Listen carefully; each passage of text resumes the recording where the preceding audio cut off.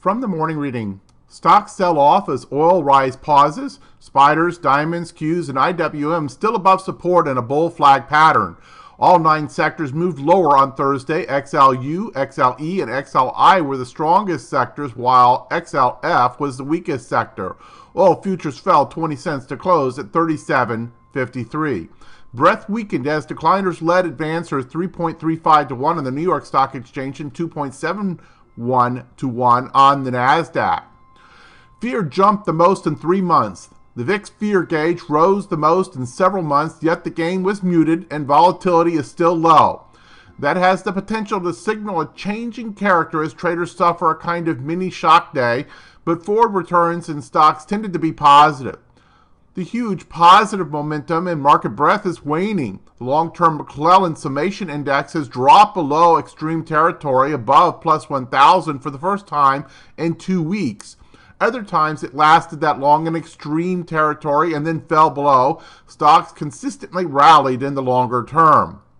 Penny stock volume collapsed in March. Share volume held steady, but dollar volume and the number of transactions dropped to the lowest on record. This was primarily due to the volume in a relatively high-priced stock, Sandridge Energy, and heavy volume in a few very low-priced stocks. The bottom line is that while regulatory pressure is likely suppressing this market, there is no sign of speculative excess, quite the opposite. Hedge fund exposure continues to rise. Hedge funds have been increasing their exposure on a short-term basis. The 20-day average has now increased to around 30%. The other 9 times that happened since 2009 bottom, only 2 led to mostly uninterrupted upside in stocks, November of 2010 and February of 2013. Hello, this is Stephen Harris, a head trader from Falcon Global, where we model best practices for investors, traders, and day traders from entry to exit every trading day.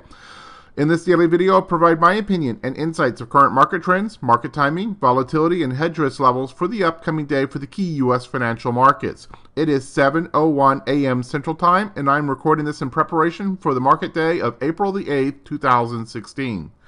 Full disclaimers are at the end of the video, but be aware that this is for educational purposes only, and only you are responsible for the investing or trading decisions that you make. Okay, let's go ahead and dive into the morning report. At the time of this cut, things were fairly strong. The S&P futures are up about 12 points. They're up over 0.5%. Russell futures were up almost 2/3%, as are the NASDAQ futures. Dow futures up about 0.5%. Crude oil up huge, up about 3.86%. Euro down about just below scratch. Bonds are down about 0.25%, and gold down just below scratch. And overseas action mostly positive, with China being the exception. China's down about 0.75%. Hong Kong's up about 0.5%. Japan's up about 0.5%. Germany is up just a little less than 1%, and the United Kingdom about 0.2%. In terms of the macroeconomic reports for today in the United States, there is nothing. So nothing that's going to really push the market one way or the other. In terms of current volatility conditions, obviously yesterday would add to that volatility. Short-term VIX up to a 15.20. Skew right at the caution level. IV percentiles climbed a little bit, but still very, very low. S&P at a 19, Russell at a 24, NASDAQ at 15, and Dow at only an 8. Notice the standard deviation moves that we've had in the last 3 days. And we basically have been whipsawing back and forth, but haven't really achieved anything too significant. We'll look at the chart in just a second.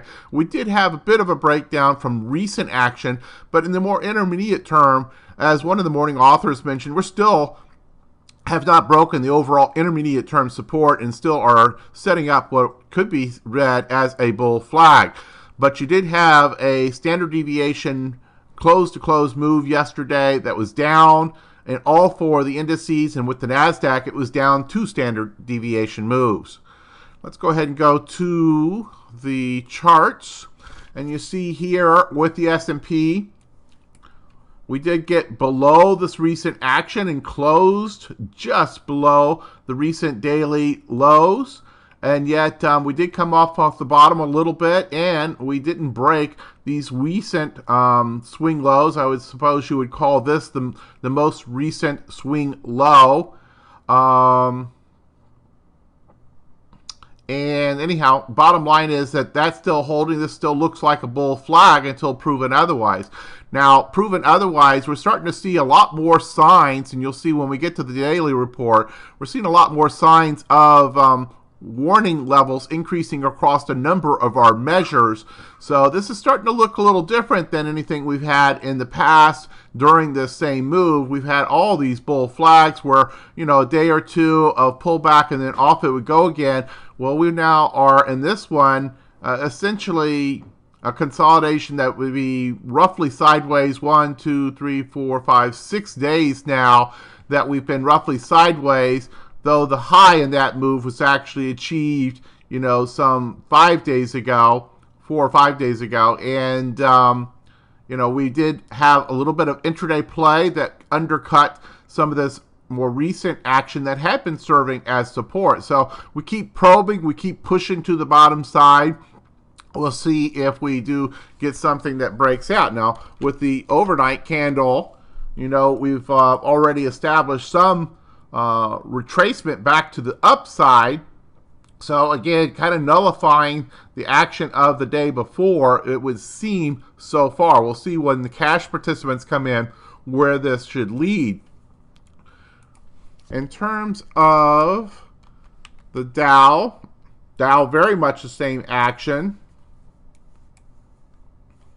In terms of the NASDAQ, again, very similar looking pattern, just a sideways consolidation pattern, which could very well be a bull flag, as that morning author suggested.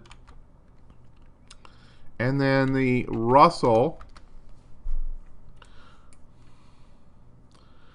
nothing yet to tell us that this is a breakdown and give us a lower low. So nothing there yet, but there are signs that this may be looking different, and we'll continue to explore this. You see the VIX. VIX looks like it's definitely turned. And then when we look at the bonds, bonds have broken out of the cloud, confirmed nicely, and that would seem to be taking us on a run towards the former highs. And then also yesterday, gold. This is yesterday's candle, and very clear breakout of this diagonal resistance zone. So both bonds and gold showing a pretty clear move yesterday, and that would be a flight to safety when you see those two together on a big move. And in this case, you had an absolute breakout on yesterday's action. In the bonds, you had a clearing of the cloud. So I would say that there's something a little bit more to both of those.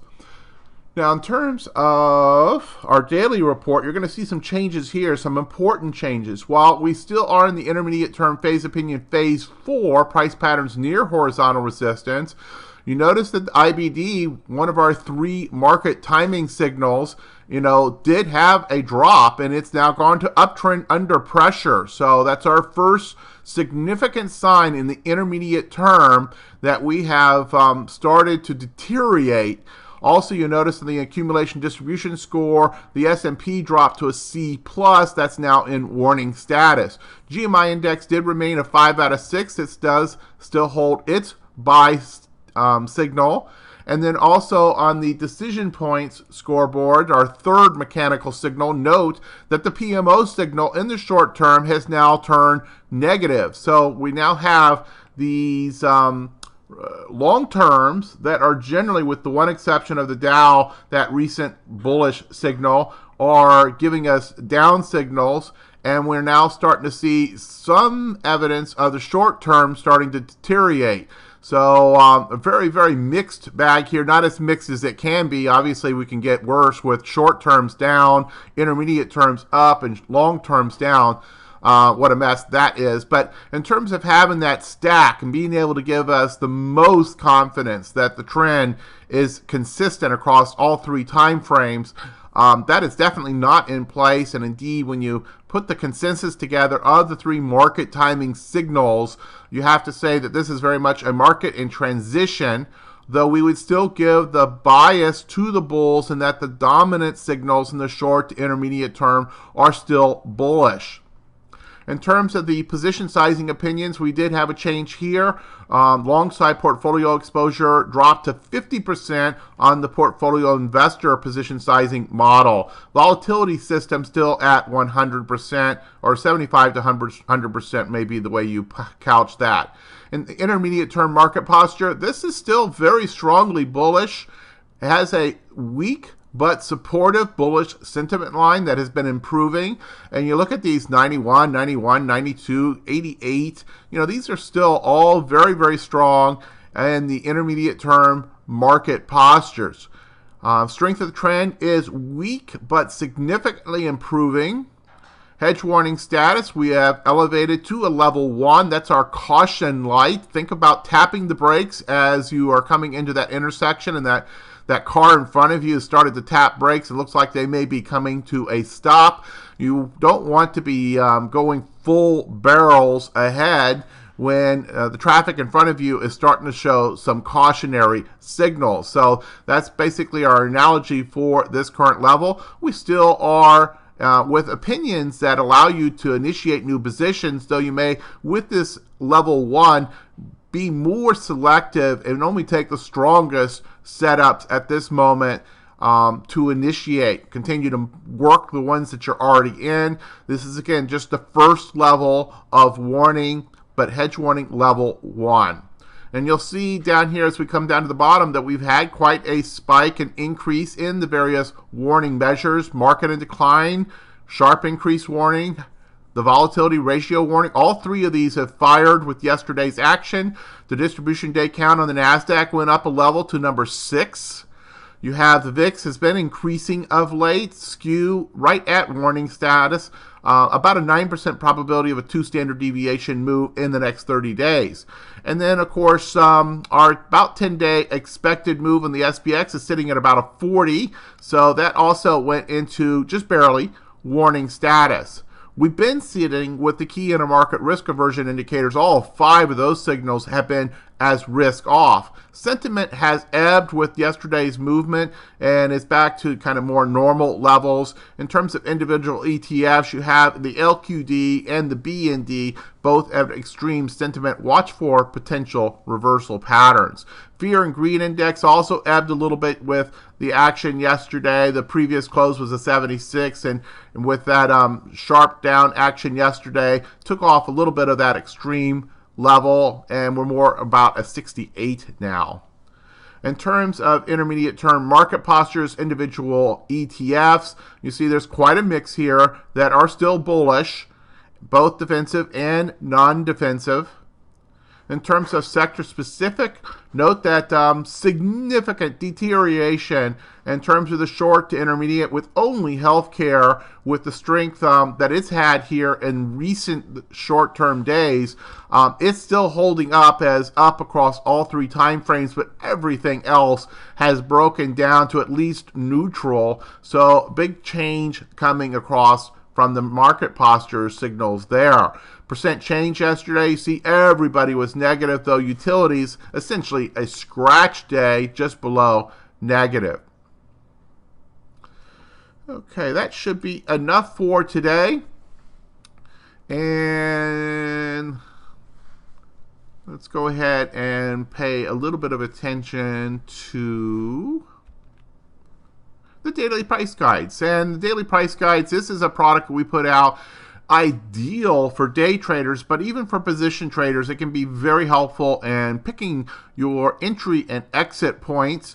But think of this as having all those support and resistance levels all in one place, all 4 indices all on one sheet. And then you also have what I call the commodity sheet, which has got bonds, euro, gold, and crude on another sheet. They're all benchmarked together. You see I put the closes all lined up and then align the various support and resistance levels for each of those markets vertically above that horizontal benchmark. Makes it very easy for you to understand where those intraday levels are coming into play.